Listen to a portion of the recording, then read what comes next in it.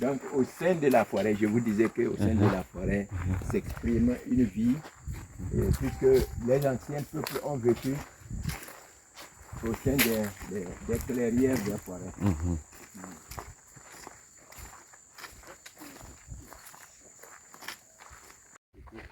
Comme ça.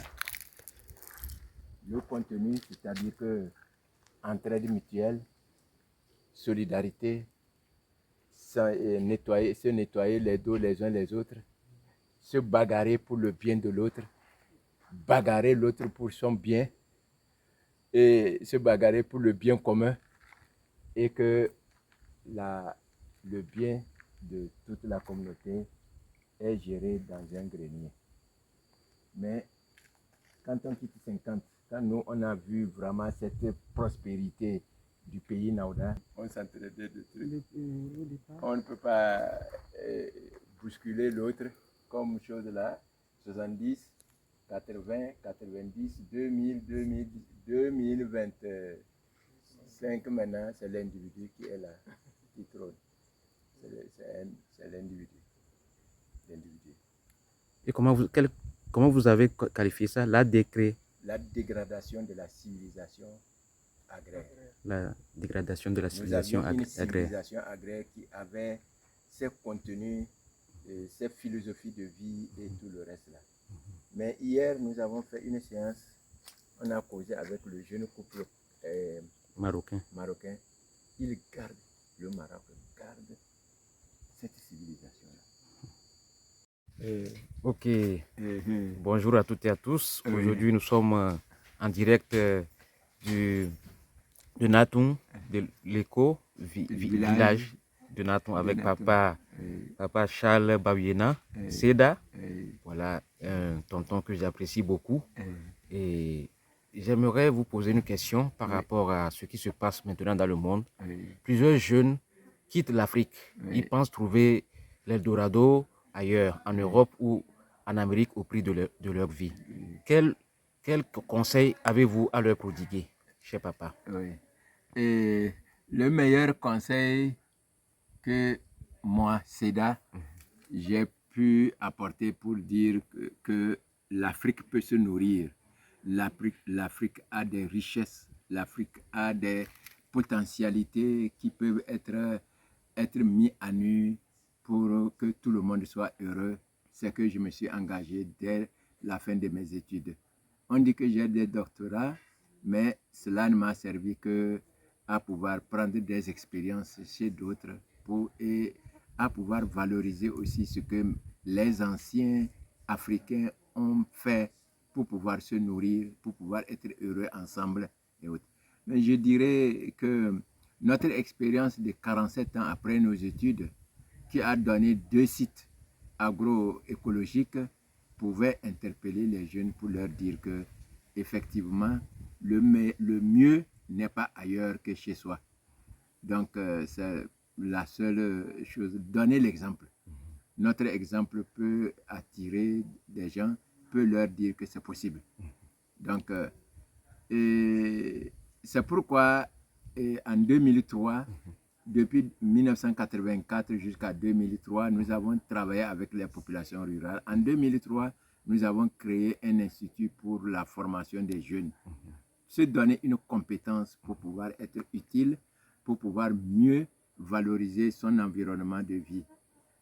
Quand moi je m'engageais en 1984, après mes études de doctorat, je disais que l'Afrique peut mieux un jour se développer quand tous ceux qui sont partis à l'école trouveront que ils peuvent reprendre l'outil de travail de leurs parents, de leurs ancêtres. Les richesses, c'est nous qui sommes les héritiers de l'Afrique. Les richesses de l'Afrique ne peuvent être mises à nu que par l'héritier. Qui sait ce qui se trouve sur les décombres de cette Afrique-là, de cette ruine Afrique qui doit être en vie, qui doit se revaloriser, qui doit être au rendez-vous du donner et du recevoir. Peut-être que même si tous les Africains essayaient de mettre un peu leur vie au service de cette Afrique-là, peut-être même que ce que nous apporterons le jour du rendez-vous du donner et de recevoir des peuples, peut-être ça sera aussi énorme qu'on ne l'imagine. Donc c'est ce que moi je peux... Voilà, papa, nous sommes en train d'observer maintenant quelque chose, par exemple, ce qui se passe en République démocratique du Congo et au niveau de la Confédération des États du Sahel, que certains Africains aimeraient prendre leur destinée en main par rapport au néocolonialisme qui se passe. Par exemple, nous voyons qu'au Rwanda et en République démocratique du Congo, bon, il y a une exploitation par les milices maintenant du M23. Et qu'est-ce que cela, je dirais, quand ces pays-là, par exemple du Sahel, ont quitté la CEDEAO et veulent prendre leur destinée en main, qu'est-ce que cela vous dit, vous qui avez longtemps vécu sous la CEDEAO et vous qui connaissez l'histoire de nos États africains? Oui, je pense que si la CEDEAO se comportait comme une organisation des peuples africains, je ne pense pas qu'il y aura des problèmes. Moi, je pense que si la CEDEAO se comporte comme des syndicats de présidents qui se soutiennent sans tenir compte des aspirations des peuples, donc on va arriver à ce que nous vivons à l'heure actuelle.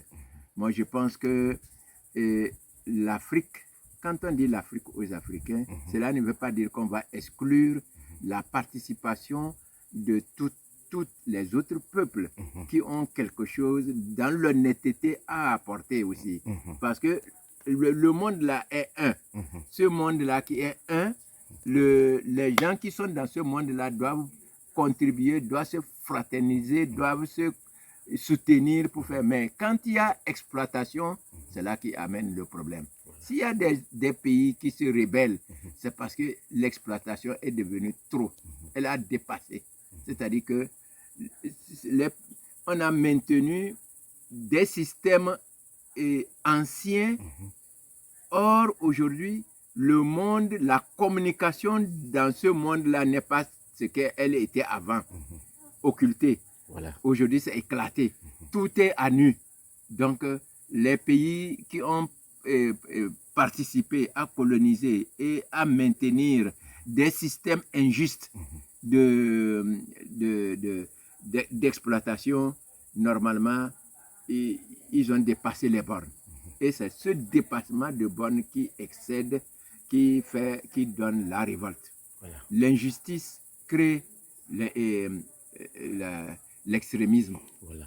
Donc, s'il y a certains pays qui sont arrivés à un certain extrémisme et autres là, c'est à cause de cette injustice-là. Si les pays africains se soutenaient en un seul bloc, nous pensons que ce continent peut avoir à donner beaucoup au monde. Voilà. Mais quand il n'y a pas solidarité, quand il n'y a pas collaboration, quand il n'y a pas coopération, et puis quand il n'y a pas travail pour que les peuples émergent, c'est ça qui donne tout ce que vous voyez comme difficulté. Voilà, maintenant ma dernière question. Oui. Et il y a des jeunes Africains qui ont la volonté d'entreprendre, de faire quelque chose, mais ils ne trouvent pas de financement. Ils ont des difficultés pour accéder à des prêts. Les banques ont des conditions draconiennes. Alors, qu'est-ce que vous qui êtes sur le terrain, qui avez de l'expérience, qu'est-ce que vous pouvez dire à ces jeunes-là qui sont découragés, qui n'ont plus d'espoir, qui disent qu'on ne peut plus rien faire si on ne peut être Zemi Diamane ou autre chose? Alors, qu'est-ce que l'Africain peut faire pour essayer d'aller de l'avant, malgré toutes les difficultés que nous observons aujourd'hui? Je donne l'exemple que nous, on a pris, mon épouse et moi. En 84, on choisit de pouvoir cultiver. On va solliciter des prêts, on va solliciter des aides. On ne nous a pas aidés. Mais les mains nues, avec toi-même, tu es d'abord le premier capital avant que quelque chose n'arrive. Ta vision et puis ta foi que si tu entreprends même les mains nues, tu auras un rendement, tu auras quelque chose et tu te mets au travail. Tu trouveras quelqu'un toujours qui va te rejoindre au travail. Tu trouveras toujours une bonne volonté qui va soutenir ce travail. C'est ce que nous avons vécu. On n'a pas eu des financements, on n'a pas eu des prêts. Même je donne un exemple. Il y avait la Banque mondiale qui soutenait des jeunes pour pouvoir faire l'ouverture des cultures avec les bulles. La main-d'œuvre était payée par cette organisation pour des jeunes qui s'installaient. Mais nous, on nous a refusé en disant que vous n'êtes pas dans un site, vous n'êtes pas ce que notre organisme veut que quelqu'un soit pour être aidé. Ils sont partis. 5 ans après, quand ils sont venus évaluer là où ils ont aidé, ils n'ont pas trouvé. Et M. Claude Théron du BIT International a été honnête. Il a cherché à savoir, nous qui disions que nous pensons que le rocher peut être fertile là, que sommes-nous devenus? Quand il est arrivé, il nous a trouvés au travail. Et dans ce travail-là, il a dit, ceux que nous avons aidés, nous ne les avons pas trouvés. Toi qu'on n'a pas aidé, on t'a trouvé au travail. Et il dit, rentre. Et je rentre dans son véhicule, on va à Kara, il y a les charrettes, il y a les tripoteurs, les trucs là, il met dans son truc là et il vient, il nous signe un chèque. Il dit, personnellement, c'est ça qui te... Être au travail, et le travail apporte, après tout, le soutien. Merci beaucoup, Papa Charles. Oui. J'ai excusé ma dernière question comme Abraham. Oui. Et je dirais qu'aujourd'hui, plein d'Africains qui sont des chrétiens ont un problème de crise d'identité. Oui.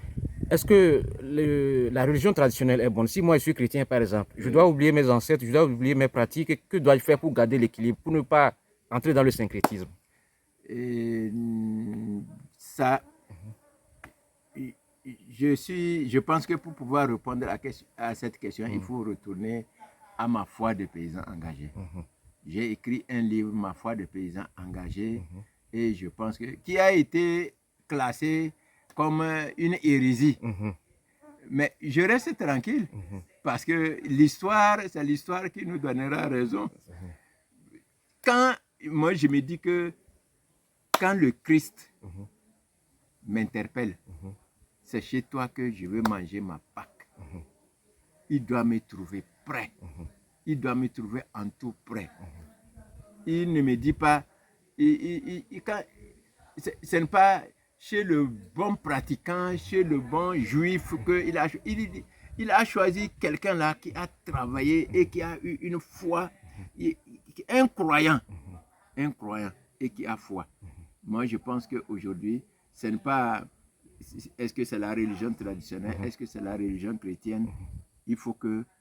Mon père disait, si tu veux être chrétien, sois le bien. Et moi, je suis traditionnaliste, je dois être bien.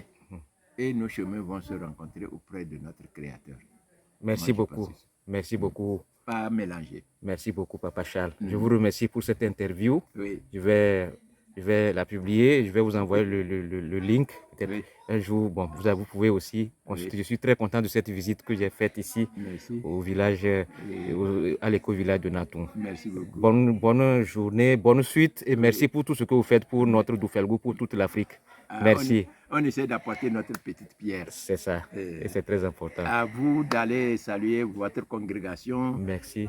Votre paroisse, vos paroissiens. Merci. Et nous leur partageons aussi le soleil de l'Afrique. Merci bien. Et puis la bonté de l'Afrique. Merci beaucoup, Papa Charles. Au revoir. Merci.